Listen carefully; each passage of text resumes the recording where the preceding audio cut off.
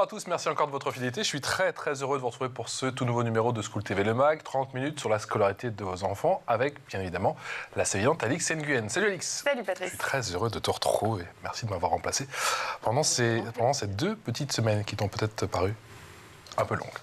Oh, c'était animé. En tout cas, merci d'avoir fait tout ça pour nous. Allez, le sommaire de cette nouvelle émission, qui sont les Williams. Le MAG s'intéresse cette semaine, vous l'aurez compris, aux personnes qui vivent avec le syndrome de Williams-Beuren. Cela concerne environ 3000 personnes en France.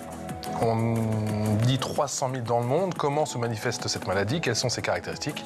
Éléments de réponse avec nos 2 invités dans un instant. À quoi ressemble la vie des porteurs de ce syndrome rare? Quelle scolarité? Quel avenir professionnel? Et surtout, les détails là aussi dans un instant. Et puis comme à chaque mag, il y a une loupe. Et la loupe, c'est avec Alix. Alix, on parle de direction le Rhône, dans un petit festival de rock qui soutient les personnes atteintes du syndrome. Le Rockawilly Festival. Le Rockawilly. Dans un instant. C'est parti.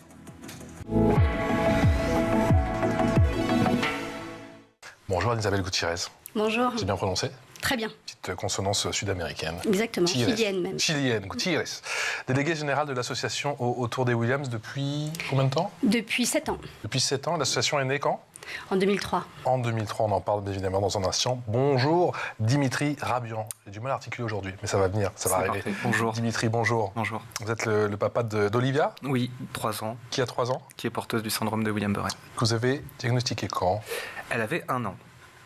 D'accord. Elle avait 1 an. Quels sont les... Alors, on va commencer par le commencement. Qu'est-ce que le syndrome de Williams-Beuren? Le syndrome de Williams-Beuren, c'est une délétion du chromosome numéro 7. Oui. Avec des gènes qui s'envolent, d'où notre symbole des petites bulles. Donc ça se fait dès la première division cellulaire. Voilà, perdu d'avance, comme on dit. Et donc ça implique un manque d'élastine chez nos enfants. Et plein d'impacts sur leur vie, sur ce qu'ils sont. Donc des retards de développement, des retards mentaux également. Et plein de qualités aussi qui vont avec. Voilà. C'est un syndrome qu'on appelle aussi en anglais le happy syndrome, c'est ça? Exactement, ouais. Ils ont l'hypersociabilité dans les caractéristiques. Alors l'hypersociabilité... Ils ont le hug facile, comme disent les Américains. Ils ont le hug facile, c'est des bulles d'amour. En fait, ils ont l'hypersociabilité comme caractéristique, mais dans l'hypersociabilité, il faut se rendre compte que c'est une pathologie. Ça fait hyper cool quand on le dit comme ça, et ça l'est, parce que ça les aide à aller vers les gens, à fédérer autour d'eux, mais à côté de ça, ça les met aussi en danger, parce qu'ils vont vers tout le monde. Et dans le tout le monde, il n'y a pas que du positif. Et surtout, quel inconnu. N'importe quel inconnu. Exactement. Typiquement, dans un bus, le chauffeur de bus peut devenir leur meilleur ami en 2 secondes. Devient d'ailleurs pour eux leur meilleur ami en 2 secondes, mais ils peuvent partir avec n'importe qui. Et donc il faut redoubler de vigilance pour les parents, il faut prévenir l'entourage des personnes qui les encadrent. Ça fait partie de leur pathologie. Anne-Isabelle, quelles sont les autres caractéristiques de ces porteurs de syndrome? Alors, dans les caractéristiques, il faut vraiment s'imaginer le syndrome de Williams-Beuren comme un accident génétique, comme le disait Dimitri. C'est un peu comme... C'est plus facile pour la compréhension de se l'imaginer comme la trisomie. Donc, c'est-à-dire que c'est vraiment au moment de la conception que ça se fait. Et donc, on est avec, et c'est un accident génétique. Les parents ne sont pas responsables de la transmission génétique. Et on a un diagnostic qui va se faire après, aujourd'hui de plus en plus tôt. Pour Dimitri, dans les 1 an, c'est devenu la moyenne. Mais il y a encore 10-15 ans, c'était 7-8 ans. Mais alors, pardon de vous couper, mais c'est quoi les signaux faibles ou forts déjà à cet âge-là? Parce qu'un an, ça me semble... C'est la cardiopathie. La cardiopathie. Avec une malformation. Une malformation cardiaque qui est vraiment typique du syndrome de Williams. Une sténose. Sténose aortique. Une accélération du flux sanguin et un bruit apparemment pour les médecins très impressionnant. C'est possible à diagnostiquer dès la grossesse? Alors, ça le devient. Ça le devient, mais c'est extrêmement dur pour les parents parce que ça se fait dans le 8e mois. 7-8e mois. Donc je pense qu'il faut savoir ce qu'on cherche pour le trouver. Il faut savoir, et puis après, en tant que parent, il y a une vraie décision à prendre. de continuer ou pas, parce que on offre la possibilité, enfin les médecins offrent la possibilité d'une interruption de grossesse. À 8 mois. À 8 mois. Donc voilà, après c'est à chaque famille de voir midi à sa porte. Nous, on est vraiment sans jugement, mais on a eu des appels dans l'association de mamans complètement désespérées en train de dire mais moi on me pose la question aujourd'hui, est-ce que je veux ou non continuer l'aventure avec cet enfant, mais qu'est-ce que ça veut dire le syndrome, parce que comme vous, qu'est-ce que ça veut dire le syndrome, qu'est-ce que ça va impliquer dans ma vie, où est-ce que je vais aller avec cet enfant, Quelle vie aura mon enfant? Quelle vie aura mon enfant? Est-ce que financièrement, je suis capable d'accompagner un enfant avec une situation, en situation de handicap? Voilà, est-ce qu'il va être heureux? Comment ça se passe la prise en charge? Qu'on se pose. Comment va Olivia? Elle va très bien. Elle est très joyeuse. Qui est Olivia? Olivia, c'est une petite fille de 3 ans qui marche depuis le mois de décembre, donc 3 mois avant ses 3 ans. Cool. Beaucoup de travail pour en arriver là, mais on est vraiment très contents. Et qui va à la crèche comme les autres, avec des enfants de son âge. Qui va aller à l'école en septembre, on fait tout pour que ça soit surtout dans des bonnes conditions. C'est quoi les bonnes conditions, Dimitri? Bonnes conditions, c'est un accompagnement adapté. On espère une personne qui l'aidera à maintenir son attention, surtout pendant ses déplacements, l'emmener à la cantine, la ramener, la changer si elle n'est pas encore propre, parce que tout prend un peu plus de temps avec son Ça passe syndrome. par des AESH? Ça passe par des AESH, exactement. Et avec les difficultés d'en avoir, donc oui, ça passe par un AESH, oui, tout à fait. Et dans la sensibilisation du corps enseignant également. On a des petites fiches toutes prêtes dans l'association pour justement aider les parents à sensibiliser l'enseignant qui va encadrer l'enfant, enfin qui va accompagner l'enfant pendant une année, pour lui montrer les caractéristiques. Par exemple, dans une autre caractéristique hyper sympa, ils ont une appétence pour la musique, voire l'oreille absolue. Donc ça, c'est complètement magique. Quand on le voit, c'est vraiment magique. Et en fait, on s'est aperçu que la musique était vecteur d'apprentissage. Donc ça, c'est hyper important de le savoir, parce que tout ce qui est abstrait, donc les mathématiques, les règles de grammaire, enfin voilà, tout ce genre de choses, est complètement abstrait. Mais quand vous passez par la musique, c'est comme si vous ouvrez une porte dans leur cerveau et ça devient plus facile, ça devient possible. Donc c'est important que les enseignants le sachent aussi, en disant vous inquiétez pas, vous avez une enfant en situation de handicap qui arrive dans votre classe, mais on est aussi là pour vous accompagner. Surtout n'hésitez pas à nous appeler si vous avez besoin. On peut en parler, il ne faut pas avoir peur, il faut juste le savoir. Comment ça s'est passé justement son arrivée à Olivia en crèche? Justement, il a fallu... Alors, elle est arrivée, elle a commencé la crèche à 4 mois, parce qu'on travaillait tous les deux. Donc, elle est arrivée comme n'importe quel enfant. Quand le diagnostic est tombé, elle était encore trop jeune pour que ça ait des conséquences très directes sur sa vie à la crèche. C'était juste une enfant qui prenait son temps. Comme mon fils avant, qui a marché à 17 mois, ça m'avait paru très long. Alors, 3 ans, je vous imagine pas. C'était vraiment très très long. Et... on a réuni l'équipe qui s'occupe d'elle, la directrice. On l'a informée de ce que nous on savait, c'est-à-dire assez peu de choses. On met toujours le lien vers l'association parce que y a plein d'informations pour les professionnels qui s'en occupent. Et elle a été très bien aussi, accueillie. Pardon de vous couper, en crèche, ils ne connaissaient pas le syndrome. Mais mon médecin généraliste ne connaissait pas non plus. C'est des choses qui sont connues extrêmement bien par les cardiologues, parce que c'est comme ça qu'on les découvre. Relativement bien par les pédiatres. Et le reste, c'est vous dire, parce que j'en parlais hier avec mon pédiatre. Oui, le pédiatre de mes enfants, pardon. Oui, vous avez plus l'âge. Ça passait bien. Je me suis dit, ça passe, mon pédiatre. Et je me suis dit, le pédiatre de mes enfants, effectivement. Il connaissait? Il connaît très bien. Il connaît très bien. Et il a accompagné aussi, donc c'est vrai qu'il est... Ah, mais c'est bien. C'est rare sans l'aide. Comme quoi on avance. On en croise. Oui. Et on a mis en place plein de petits détails pour que ça se passe bien. Et l'équipe a été super. Comme souvent, les gens sont très bienveillants globalement avec Olivia et sont très bienveillants globalement en crèche de toute façon. Vous avez des exemples, vous Dimitri, et au sein de l'association, justement d'enfants et de jeunes ados et même de jeunes adultes qui travaillent aujourd'hui, qui excellent dans leur travail, et justement j'imagine que ça vous donne du baume au cœur et un horizon positif pour Olivia. C'est vrai que c'est un... En fait, aujourd'hui, l'association, elle a passé ses 20 ans. Donc, notre plus jeune, en fait, à la base, l'association a été créée par Anne-Laure Thomas et François de Oliveira, qui ont chacun respectivement un enfant avec le syndrome. Et Anne-Laure a Marius. Marius, qui a juste 9 mois de moins que l'association, parce qu'elle a été fondée 9 mois après Marius.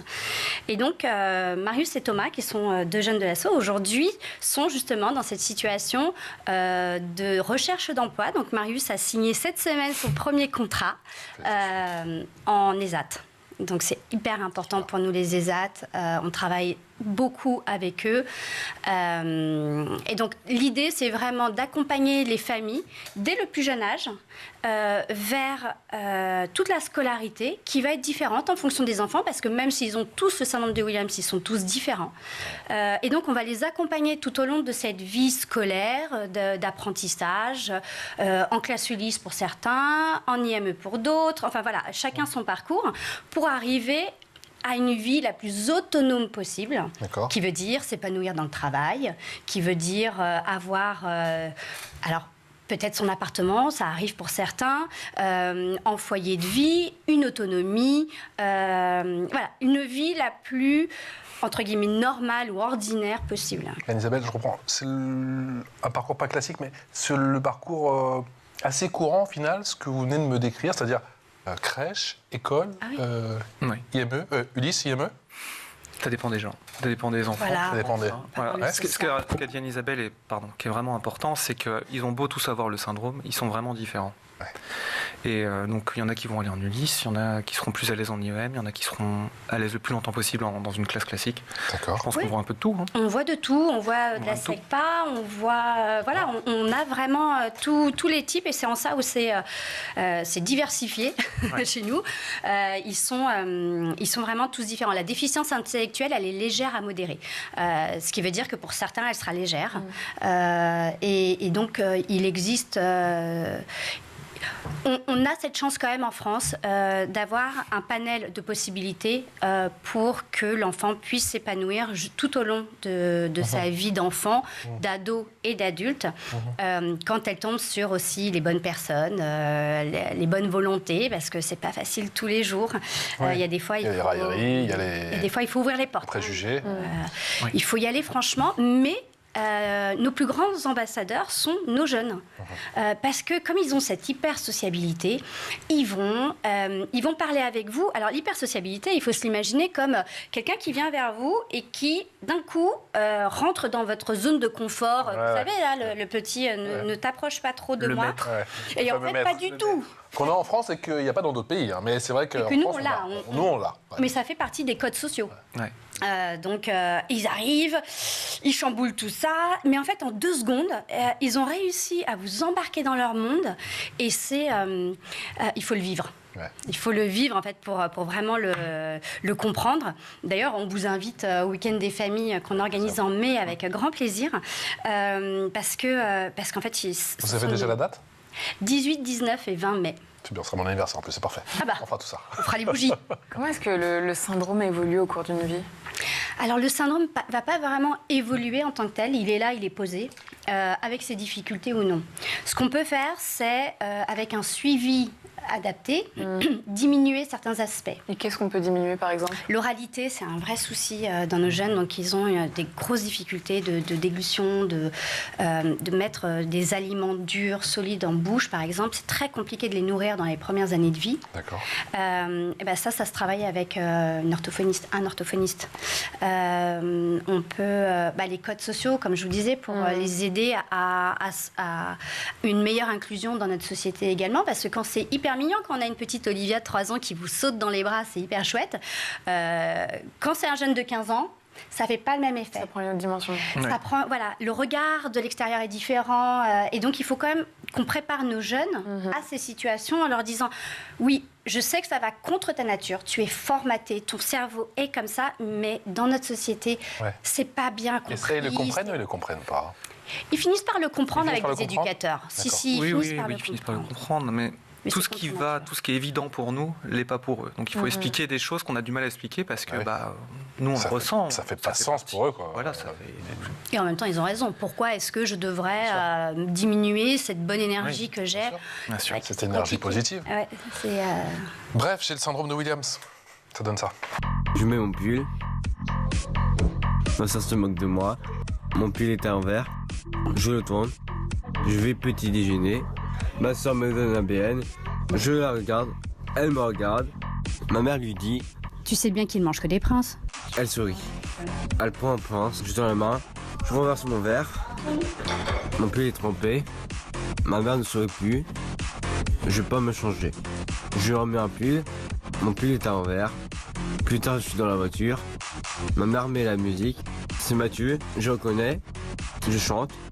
Ça c'est sûr, je mets de l'ambiance. Ma mère me demande d'aller chercher du pain. Je vois le passant 1, je discute avec lui. Je vois le passant 2, je discute avec lui. Je vois le passant 3, je discute avec lui. J'arrive à la boulangerie.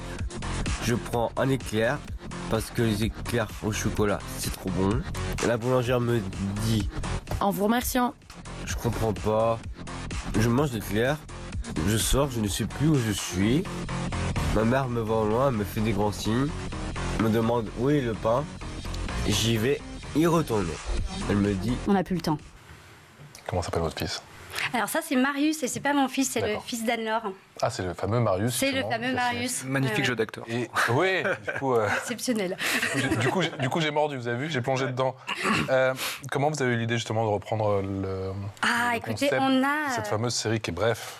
En fait, on a dans l'association cette c'est envie, cette volonté de voir les choses, le verre à moitié plein. Alors, les difficultés, elles existent, elles sont là. On ne les enlèvera pas, donc autant essayer de voir les choses positivement. Et comme je vous disais, c'est des vrais bulles d'amour, ils sont extrêmement positifs. Et on s'était dit, ce serait chouette de parler du syndrome d'une façon complètement avec dérision, avec humour. Ça aussi. Et on a eu cette chance à ce moment-là d'avoir des jeunes à nos côtés qui filmaient, acteurs et autres. Et donc, on a monté ce projet. Je crois qu'on a fini de le filmer une semaine avant le confinement. Ah. Donc c'est un projet qui nous a sauvés en plus, parce qu'il faut savoir que dans l'hypersociabilité, il y a le social, il faut être entouré et autres. Et donc le confinement a été un moment très très compliqué pour nos jeunes. Très dur. Très très dur pour les parents aussi, parce qu'ils ont dû gérer seuls. Donc on a aussi grandi à l'association grâce avec cet événement, parce qu'on a mis en place énormément de visio, de comment est-ce qu'on pouvait être encore plus présent pour nos jeunes sans se voir. Et donc ce projet était quand même de se dire qu'on s'était vu vraiment à la dernière minute, c'était chouette. Vous aussi, vous êtes top dans votre jeu d'actrice. On l'a pas assez souligné. Dimitri, comme tous les syndromes rares, ce syndrome est méconnu. C'est le cas dans le monde, c'est bien évidemment le cas en France. On a dit, on estime environ à 3000 cas en France. Et tout ce qui est rare est souvent victime de préjugés. J'imagine que c'est encore plus le cas concernant le syndrome de Williams. Moi, je pense que c'est le cas pour le handicap en général. Le syndrome de Williams, oui. Mais les préjugés, ils s'en vont assez vite parce que les gens finissent par connaître Olivia, par travailler avec elle. Il est parfois considéré comme invisible, cet handicap, ou pas, selon le degré Oui, de... Ouais. bien sûr. Oui. Ouais. On est sur du handicap cognitif, donc... C'est ça, hein. Ouais. Ce qui peut d'autant plus perturber les gens qui, du coup, d'un coup, trouvent une attitude étrange ou ce genre de choses. Oui. Oui. Mais les préjugés, ils s'en vont en connaissant les gens. Et c'est pour ça qu'il faut se battre pour l'inclusion, qu'il faut mettre des enfants en situation de handicap partout où ils ont leur place, à l'école, dans les crèches, dans les centres aérés, au sport, pour que ça soit naturel de croiser un petit gamin en situation de handicap. Et après, dans sa vie d'adulte, on se sera construit avec ces personnes-là, donc ça sera ils seront beaucoup plus intégrés dans le monde. Qu'est-ce que vous avez ressenti? Qu'est-ce qu'on éprouve au moment où le diagnostic tombe? Est-ce qu'on est... C'est difficile à répondre. Je peux peut-être, moi, prendre le relais, parce que je sais que quand c'est très personnel, on a peut-être un peu plus de mal à y répondre. Mais quand je reçois les familles à l'association qui viennent d'apprendre le diagnostic, la première chose qu'elles font, c'est qu'elles vont sur Internet et elles tapent syndrome de Williams. Et on trouve de tout et n'importe quoi, surtout sur Internet. Ouais. Avec des images qui font peur, avec... Je tombe souvent sur le pire, sur on tombe Internet. sur le pire avec... il ne fera pas ci, il ne fera pas ça, donc il ne saura pas lire. Même en se le disant, c'est difficile. Ouais. Même en se le disant, sachant qu'on voit le pire des choses, on se dit, bon, ouais. c'est quand même difficile. Ouais. Ouais. Donc il ne saura pas lire, il ne saura pas écrire, il ne saura pas faire de vélo, en gros il ne saura rien faire. Et donc on a au téléphone des parents qui sont en plus paniqués. Donc il y a à la fois cette notion de je dois intégrer le handicap dans ma famille, et pour toujours. C'est pas une option, c'est pour toujours, je vais devoir intégrer. Il va falloir que je fasse le deuil de l'enfant parfait que je m'étais imaginé pendant 9 mois dans mon histoire, dans mon ventre, avec...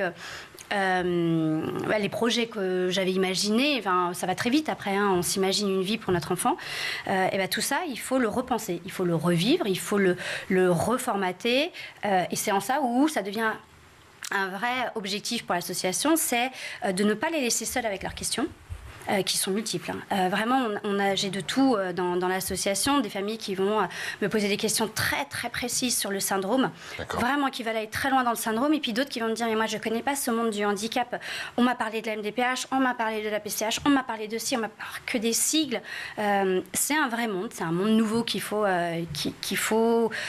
dans lequel il faut s'imprégner, et puis d'autres questions, entre autres, où il faut déconstruire. Donc oui, il saura lire, oui, il saura écrire, oui, il saura faire du vélo, oui, il saura marcher, oui, il saura courir, tout ça, et peut-être plus tard. Il va prendre son temps.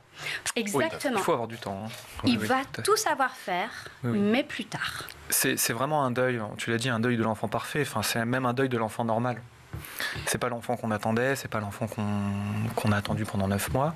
Et il y a vraiment, on ressent vraiment ce deuil. Moi, j'ai mis du temps à m'en rendre compte, mais on ressent vraiment la colère. Puis, vraiment les étapes d'un deuil, de deuil classique, c'est fort. Hein. C'est vraiment fort. Mais on peut le surpasser, on peut le dépasser. Et grâce à l'association, croiser d'autres parents avec des enfants plus âgés. Vous, ça a été votre refuge immédiatement, l'association ? Moi, le week-end des familles, ça a été un tournant. Ça a été un tournant. Pourquoi le week-end ? Ouais, alors le week-end des familles, c'était mon premier. Toutes les familles se retrouvent dans un hôtel avec des conférences pour apprendre pendant 3 jours, pour apprendre sur la maladie. Mais c'est surtout, moi j'ai rencontré d'autres papas, d'autres mamans, une autre famille. Et surtout, j'ai vu des gens comme Olivia, donc qui avaient le même syndrome. Alors, moi, en arrivant, j'en avais jamais vu avant, à part ma petite fille. Donc j'ai voulu faire demi-tour sur chaque aire de repos que j'ai croisé, en me disant mais sur quoi je vais tomber. Et dès que j'en ai croisé un sur le parking, tout s'est envolé. Je me suis dit, ok, c'est des gens. Allons voir. Et ça a été vraiment un nouveau départ dans l'acceptation. En tout cas, c'était vraiment décisif. Donc c'est important. C'est vraiment ne pas laisser les familles dans l'isolement que le handicap pourrait créer. À la fois parce que l'image qu'on se fait du handicap soi-même, parce qu'on peut ne jamais avoir été en contact avec le handicap jusqu'à ce jour. Et le week-end des familles, en fait, c'est vraiment pendant 3 jours, on réunit toutes les familles de l'association autour de tables rondes scientifiques, autour de groupes de discussion, autour de thèmes. Donc, comme je vous disais, on va avoir un thème sur l'oralité, par exemple, cette année. On fait un point sur la recherche, parce qu'autour des Williams, investit dans ses propres projets de recherche. On peut faire des dons, je vous coupe, www.autourdeswilliams.org. Exactement, parce que nos projets de recherche sont financés à 100% par des dons privés. D'accord. On ne bénéficie pas du tout de subventions publiques. Et donc, ce sont toutes les actions au cours de l'année qui vont financer les projets de recherche. Donc, on fait ça vraiment comme il faut, avec François, le président, qui va lancer un appel à projet scientifique international, et on est accompagné d'un conseil médical et scientifique qui nous accompagne dans la stratégie d'investissement. Donc, où est-ce qu'il faut qu'on investisse par rapport à ce qu'on sait déjà, ce qu'on ne sait toujours pas, où est-ce qu'on veut aller. Et d'ailleurs, vous proposez des formations en langue des signes pour les parents. Oui, alors ça... C'est pour pallier l'oralité Alors, c'est pas l'oralité, c'est carrément les non-verbaux. En fait, ils sont non-verbaux assez longtemps, nos jeunes. Okay. Et ça peut aller... Enfin, assez longtemps. Ça peut aller jusqu'à 3-5 ans, voire un peu plus pour certains enfants. Comme je vous disais, ils sont vraiment tous uniques. Et ça, c'était effectivement pour pallier, pour créer une communication là où il n'y en a pas encore. Mais dans l'idée, il va y en avoir une. C'est juste pour pallier à ce temps d'attente. Vous avez utilisé, vous, le langage des signes ? Oui, ça a été... Alors, on a fait ça avec l'orthophoniste. Quand Olivia a eu 2 ans, on a pu trouver une place en orthophoniste. Et on est rentré en contact avec elle, avec la langue des signes. Olivia ne demandait jamais rien, n'avait besoin de rien. Et en, 3 semaines, 1 mois, elle nous demande des choses. Elle nous demande d'ouvrir les livres avec ses petites mains. Elle nous demande des gâteaux. Elle veut encore des guilis. Et ça a été... Moi, je l'ai dit à notre orthophoniste, vous nous avez mis en contact avec notre fille, vraiment. Donc oui, et je pense que c'est d'ailleurs des choses que tous les parents devraient apprendre en crèche, de plus en plus ils y viennent. De plus en plus ils y viennent. On a fait une émission, effectivement. Et c'est très simple, vraiment, avec une dizaine de signes. On a été accompagné par la fondation Groupama sur ce projet-là, où on a répondu à un appel à projet, et donc ils nous ont financé une cinquantaine de formations. Comment ça se passe avec son grand frère, Olivia? Quel rapport ils ont? Comme tous les frères, ils se battent, ils s'embrouillent. Super, génial. Et en fait, c'est ce qui les parents s'arrachent les cheveux. C'est ce qui me fait le plus plaisir, quand il la fout dehors de sa piole, quand elle l'embête. Ça se passe bien. Néanmoins, il y a un stress chez son frère. Alors, son frère est un peu plus vieux, il a 9-10 ans. D'accord. Donc, il est assez vieux pour bien se rendre compte des choses, mais pas assez grand non plus pour complètement les apprivoiser. Et d'ailleurs, nous non plus, alors que nous sommes bien plus vieux que lui. Il y a une angoisse, il y a un petit stress chez lui de comment sa sœur va vivre plus tard. Il le verbalise, ça? Il le verbalise. Là, on est en plein dans la période d'école, donc la rentrée en maternelle. Il se demande mais comment elle va manger? Je vois bien qu'elle ne mange pas encore toute seule. Comment elle va pouvoir aller à la cantine, porter le plateau? Je sais que c'est lourd, papa, le plateau. Et donc voilà, il nous pose des questions, donc on est très content qu'il en parle. On dédramatise avec lui, déjà en lui faisant comprendre que c'est pas son problème, c'est le nôtre, et que tout va bien se passer. Et on se rassure aussi en le rassurant. Il doit avoir une relation exceptionnelle. J'ai vu plusieurs reportages effectivement sur des frères et sœurs. La fratrie, c'est hyper important. En fait, les fratries, on peut avoir tendance à les oublier un petit peu parce que elles s'adaptent extrêmement bien à la situation. Et donc c'est vrai que pendant les week-ends des familles, il faut s'imaginer les adultes en table ronde, en conférence, et les enfants sont tous mis ensemble, donc Williams et non Williams, sont mis ensemble avec une super équipe de bénévoles qu'on a pour faire des activités, donc tous ensemble, mais on leur prévoit également dans ce temps de week-end un moment d'échange avec un psychologue qui nous accompagne et qui fait partie de notre comité scientifique pour parler justement. Et de la même façon que les parents se retrouvent entre eux et se disent je ne suis pas tout seul à vivre ça, et en fait l'enfant se dit aussi finalement, ce que je vis, ce que je ressens, finalement, je ne suis pas tout seul non plus. Et ça permet de dédramatiser aussi certaines situations, de les verbaliser pour ceux qui n'y arrivent pas, et tout simplement de se dire, finalement, ce que je vis, je ne suis pas tout seul. C'est l'heure de la loupe, et la loupe, c'est avec Alix.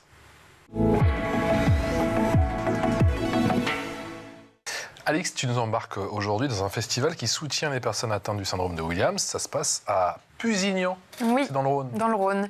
Le Rock à Willy Festival, plus exactement. C'est un petit événement annuel, généralement programmé mi-octobre, au cours duquel 3 groupes de rock se produisent pour récolter des fonds à destination de l'association régionale Syndrome de Williams. Et ce festival, c'est Fabien Ségura qui l'a créé. Fabien est un ancien musicien et son fils Tristan est atteint du syndrome. Il a 24 ans et tout comme lui, Tristan est passionné de musique. Vous le disiez tout à l'heure, Fabien explique qu'il n'est pas rare que les Williams, comme il les appelle, soient hyperacousis. Ça signifie qu'ils ont une très grande sensibilité et fragilité de l'ouïe. On écoute Fabien nous en dire plus sur la genèse de ce festival.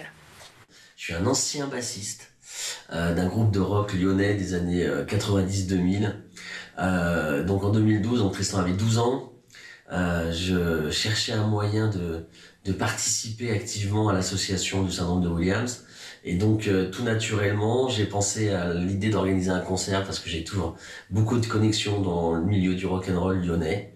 Donc, il a fallu contacter 2-3 copains qui se sont précipités pour me donner un coup de main.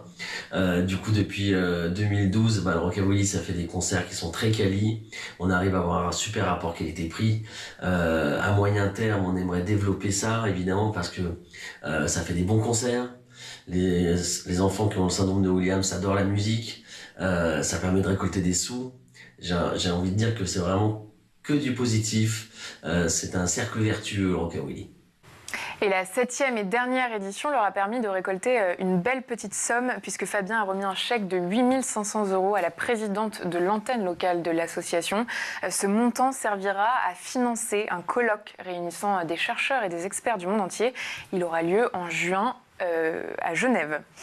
C'est aussi grâce à ce type de petits événements qu'on peut sensibiliser autour du syndrome. Tous les événements sont importants.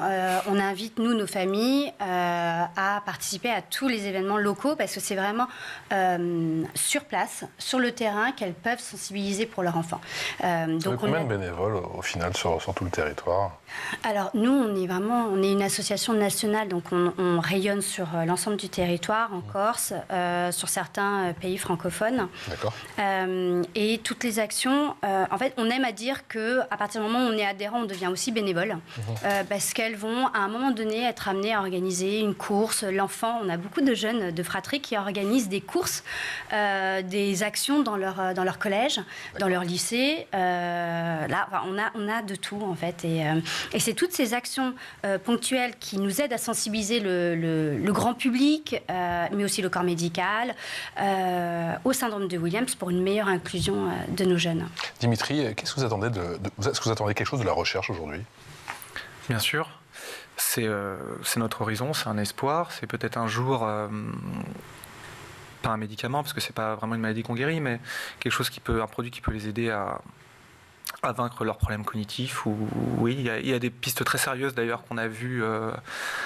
Ce fameux week-end des parents avec l'association, des choses qui commencent à marcher sur des souris atteintes du syndrome. D'accord.